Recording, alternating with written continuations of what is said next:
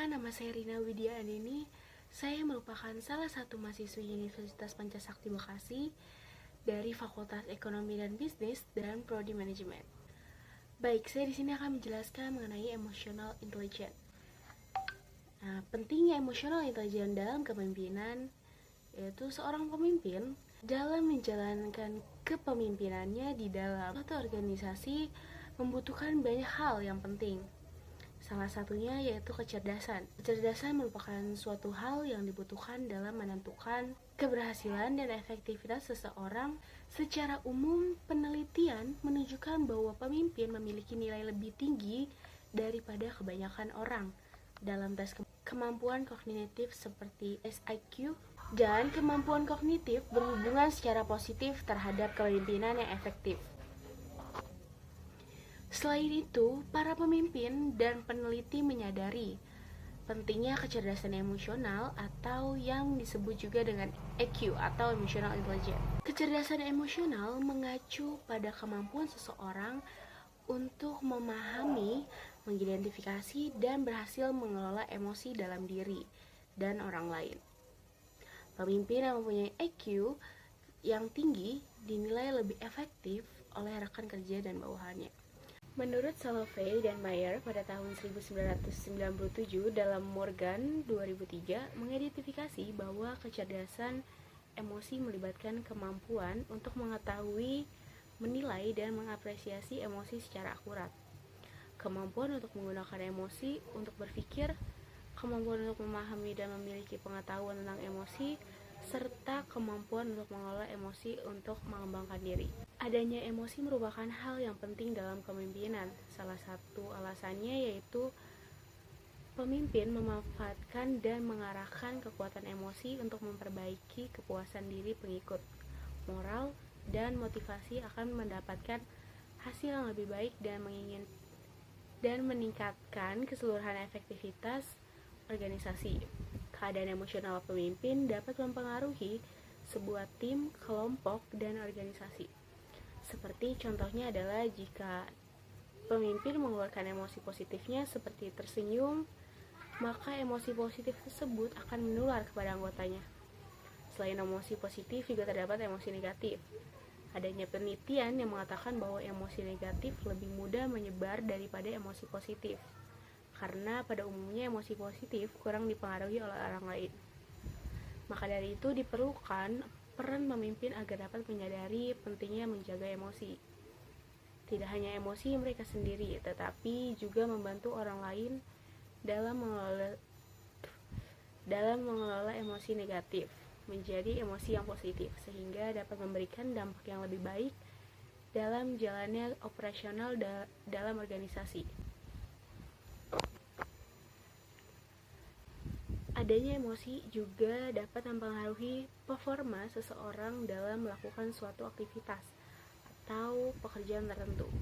Banyaknya bukti yang telah menunjukkan adanya hubungan yang jelas antara suasana hati seseorang dan berbagai aspek kinerjanya, seperti kerja tim, kreativitas, pengambilan keputusan, dan kinerja tugas. Kemudian, suasana hati negatif dapat menguras energi yang mencegah orang untuk melakukan yang terbaik. Sedangkan adanya emosi positif yang merupakan penurunan emosi negatif seperti kesedihan, kemarahan, kegelisahan, dan ketakutan dapat memungkinkan individu untuk melakukan yang terbaik dari kemampuan mereka. Maka dari itu, penting bagi pemimpin dalam suatu organisasi untuk mempunyai kecerdasan emosional sehingga dapat menjaga keseimbangan emosi untuk membantu, memotivasi, dan menginspirasi orang di sekitar mereka.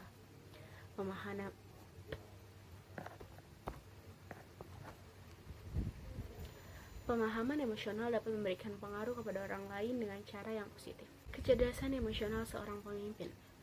Menurut Psikologi Today, kecerdasan emosional adalah kemampuan untuk mengidentifikasi dan mengelola emosi sendiri dan emosi orang lain. Kecerdasan ini berkaitan antara berkompetisi emosional dan sosial yang berkontribusi pada seberapa efektif seseorang memahami dan mengekspresikan diri mereka, memahami orang lain dan berhubungan dengan mereka, Kemudian mengatasi stres serta tuntutan sehari-hari. Kecerdasan emosional atau emotional intelligence merupakan soft skill yang butuh dimiliki oleh setiap orang, tidak terkecuali seorang pemimpin. Menurut psikolog ternama Daniel Goleman, orang yang cerdas secara emosional memiliki 4 karakteristik. Yang pertama adalah self-awareness. Emotional awareness, penilaian diri pribadi dan percaya diri. Kemudian yang kedua, self-management, emotional self-control, kemampuan beradaptasi, orientasi pada prestasi, dan optimis. Kemudian yang ketiga, social awareness, empati, organizational awareness, dan orientasi melayani. Dan yang keempat, social management, manajemen konflik, inspirational, dan leadership, influencing other, dan influence. Sebagai contoh, seorang pemimpin memiliki kepedulian terhadap penyandang difabilitas tuli atau self-awareness. Dia memahami kesulitan-kesulitan yang dialami oleh difabel tuli tersebut, seperti struktur dan pelayanan publik yang belum aksesibel atau social awareness. Selanjutnya, dia mencoba beradaptasi dengan belajar bahasa isyarat untuk bisa memahami lebih dalam seperti apa sulitnya sebagai difabel tuli atau self-management. Pada akhirnya, ketika pemimpin tersebut sudah mendapat makna dari pembelajarannya, dia mulai memberikan pengaruhnya membangun kesadaran orang banyak terhadap difabilitas atau social management. Disinilah pentingnya kehadiran seorang pemimpin, melayani dan memberi pengaruh positif kepada pengikut dan calon pengikutnya. Menarik apabila kita melihat tingkat kecerdasan emosional orang Indonesia dibanding dengan orang Belanda. Berdasarkan penelitian ditemukan bahwa kecerdasan emosional orang Indonesia berada di bawah orang Belanda. Orang Indonesia sampai batas tertentu lebih terampil dalam berinteraksi dengan orang-orang dekat di lingkungannya daripada dalam interaksi pada situasi formal. Dalam situasi formal, orang Indonesia mungkin merasa enggan berurusan dengan orang lain. Mereka cenderung pemalu, ragu-ragu, dan waspada, sementara orang Belanda sampai batas tertentu lebih percaya diri. Penelitian tersebut seharusnya menjadi pembelajaran yang baik bagi orang Indonesia untuk lebih mempelajari kecerdasan emosional. Kecerdasan emosional bukanlah sebuah anugerah bagi seseorang dari lahir, tetapi merupakan sebuah soft skill yang harus dilatih. Menjadi seorang pemimpin tentunya harus melatih soft skill ini untuk memahami diri sendiri dan untuk memberikan kebermanfaatan bagi orang banyak. Kecerdasan emosional membentuk kepemimpinan yang efektif. Manusia jelas mendapatkan manfaat dari perkembangan emosi. Kan emosi orang-orang di sekitar turut mempengaruhi perkembangannya. Bayangkan sebuah perusahaan yang selalu menerapkan daily scrum. Mereka secara penuh empati saling memahami tugas masing-masing rekannya. Di saat daily scrum berlangsung, mereka saling mengutarakan kendala yang dialami dan saling memberi masukan. Tentu nuansa nyaman akan terasa di dalam perusahaan tersebut karena adanya dukungan dan rasa saling memahami antar rekan maupun pimpinan. Di lain hal, terdapat tipe kepemimpinan yang harus kita sadari ternyata memberi ketidakefektivitasan terhadap kecerdasan emosional kita. Tipe kepemimpinan ini atau laissez-faire, misalnya kepemimpinan laissez-faire, atau bisa dikenal sebagai tipe kepemimpinan yang delegatif, merupakan tipe di mana seorang pemimpin banyak menyerahkan keputusan untuk diambil oleh anggotanya. Yang terjadi dari tipe kepemimpinan ini justru kurangnya influence yang dirasakan oleh anggota dari pimpinannya. Anggota mungkin menjadi lebih produktif karena diberi ruang otonomnya, namun menjadi hampa akan nilai. Pemimpin selain terfokus pada target, dia juga harus menjelaskan karena anggotanya harus mengejar target tersebut. Kepemimpinan berrelasi baik dengan kecerdasan emosional adalah tipe kepemimpinan yang transformatif, melayani. Tipe kepemimpinan tersebut merupakan tipe kepemimpinan yang dapat melatih kecerdasan emosional seseorang pemimpin secara berkelanjutan. Sebagai contoh, pemimpin dengan tingkat kecerdasan emosional yang tinggi berhasil mengelola tantangan yang kompleks melalui membangun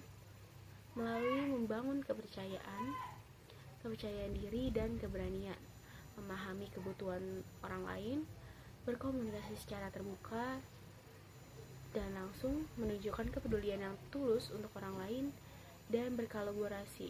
Maka dari itu, kemampuan beradaptasi dengan tantangan akan terus menjadi pembelajaran berkelanjutan yang baik untuk seseorang pemimpin. Dia akan mengejar target dan nilai bersama anggota-anggotanya dari waktu ke waktu. Bersama dengan hal tersebut, karakteristik kecerdasan emosional seorang pemimpin akan terbentuk. Seorang pemimpin harus memiliki soft skill yang akan mendukung mereka untuk melakukan pekerjaan mereka dalam memimpin sebuah tim. Lalu apa saja soft skill yang harus dimiliki oleh seorang pemimpin?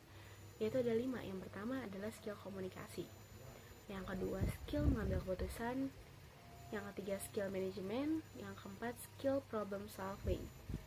Dan yang terakhir adalah empati. Selanjutnya, memahami pengertian kepemimpinan. Kepemimpinan adalah sebuah kemampuan atau kekuatan dalam diri seseorang untuk mempengaruhi dan menggerakkan orang lain dalam hal bekerja sama agar mencapai target atau goal organisasi yang telah ditentukan. Kemudian definisi kepemimpinan menurut Gary Jonas and Jennifer Gerd.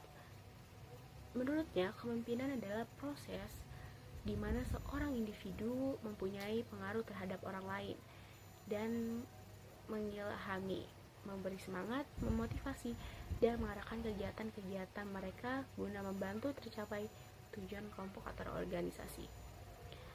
Teori lain seperti trait teori mengatakan bahwa seseorang dapat dilatih dengan kepribadian tertentu sehingga memiliki kualitas seseorang pemimpin seperti pengetahuan, inteligensi, kreativitas, hingga kualitas mental seperti sikap, disiplin, bertanggung-jawabnya. Mengapa diperlukan kepemimpinan yang baik? Sebuah organisasi dan perangkatnya akan selalu membutuhkan seseorang yang bisa memimpin dan mengarahkan secara efisien dalam mencapai tujuan yang telah diterapkan. Layaknya peran jenderal bagi tentara, terutama seorang pemimpin akan menjadi role model bagi bawahannya. Maka dari itu, tidak sembarang orang bisa menjadi seseorang leader, dan tidak semua leader memiliki kualitas leadership. Selain peran pemimpin sebagai orang yang mampu mengarahkan sumber daya alam dan alur pekerjaan yang akan membantu bisnis berkembang, pemimpin yang memiliki kualitas kepemimpinan yang baik akan menjadi panutan bagi bawahannya sehingga mereka termotivasi untuk meningkatkan potensi dalam diri mereka. Otomatis, individu maupun kelompok yang dibawahi semakin menjadi kekuatan bagi perusahaan. Seperti apa leadership yang ideal? Jika kita bicara mengenai kepemimpinan yang ideal, mungkin tidak akan ada habisnya. Atau malah kita tidak akan pernah bisa menentukannya. Sesuatu yang dianggap ideal biasanya bersifat relatif, tergantung dari kacamata mana kita lihat dan melihat dari sisi mana kita berdiri. Namun bisa dikatakan ide mengenai kepemimpinan yang ideal memiliki nilai standarnya sendiri. Berikut adalah gambaran dari sebuah leadership yang ideal. Memiliki karakter yang kuat, bertanggung jawab, visionary, IQ dan EQ yang seimbang, memiliki suara yang lantang. Menjadi seorang pemimpin merupakan impian banyak orang, namun tak jarang banyak dari mereka yang mengurungkan impiannya tersebut lantaran mereka tak memiliki karakter serta kemampuan dalam leadership atau memimpin. Nah, kalau kamu salah satunya yang mengira hal tersebut, maka kamu salah besar nih.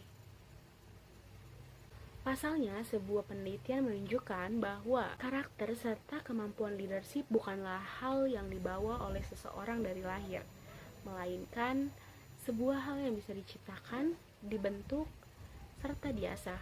Oleh karena itu, untuk kamu yang ingin menjadi pemimpin, berlatihlah untuk menciptakan karakter pemimpin tersebut.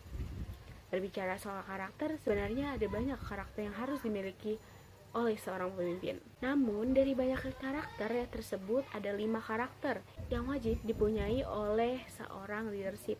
Apa saja itu? Yang pertama adalah integritas. Yang kedua, bisa dipercaya. Yang ketiga, kecerdasan emosional. Yang keempat, keterbukaan. Dan yang kelima, suka memotivasi. Baik, itu saja yang bisa saya sampaikan. Sekian dari saya. Assalamualaikum warahmatullahi wabarakatuh. Jangan lupa like, comment, and share ke teman kalian. Bye bye.